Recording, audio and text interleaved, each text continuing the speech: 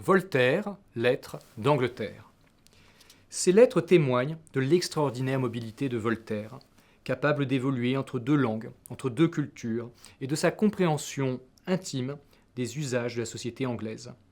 La maîtrise de la langue qu'il acquiert très vite lui permet de passer d'une langue à l'autre et d'utiliser rapidement l'anglais pour communiquer secrètement avec ses proches. Son insertion sociale n'est pas moins extraordinaire. S'il est arrivé avec des lettres de recommandation pour plusieurs personnages haut placés, l'écrivain a su se constituer un réseau impressionnant, comme en témoigne la liste des 343 souscripteurs anglais qui ont accepté de soutenir son projet éditorial en achetant d'avance un ou plusieurs exemplaires de la nouvelle édition de la Henriade. Il ne s'agit pas là de simples relations courtisanes, mais d'un projet politique mûrement réfléchi. Non pas simple stratégie d'un auteur, mais expression d'une vision philosophique de la politique, plaidant pour un dialogue entre la France et l'Angleterre, entre le monde protestant et le monde catholique. Voltaire cherche déjà à œuvrer à un rapprochement des peuples, prélude à une entente cordiale qui mettra encore de longs siècles à voir le jour. La tolérance, la paix sont des valeurs qu'il s'agit de conquérir, et Voltaire se fait le pédagogue d'une Europe politique encore à construire. Plusieurs lettres témoignent aussi des valeurs humaines qui sont le ciment d'une telle concorde.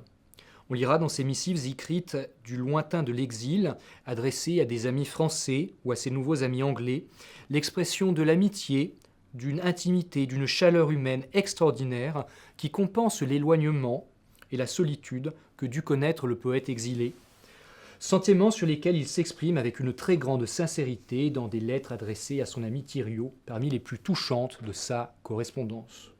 On le voit aussi correspondre avec les plus grands écrivains anglais, écossais, irlandais de son temps, avec les hommes et les femmes politiques les plus éminents de son époque.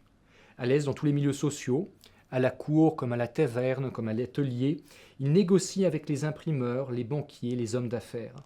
Dans les palais de ses amis aristocrates ou dans les cafés de Grub Street, Voltaire observe, lit, médite, écrit.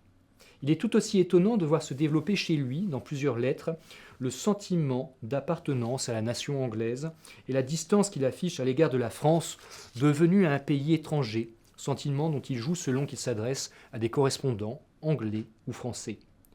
Ces lettres portent des traces de ses lectures, de ses projets d'écriture et de publication, de sa quête incessante de la vérité et du courage qu'il mit dans cette entreprise au long cours.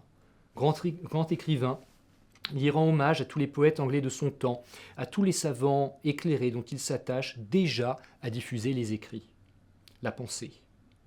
Si ce séjour anglais a profondément marqué Voltaire, le poète français a aussi laissé une empreinte durable dans les milieux qu'il a fréquentés.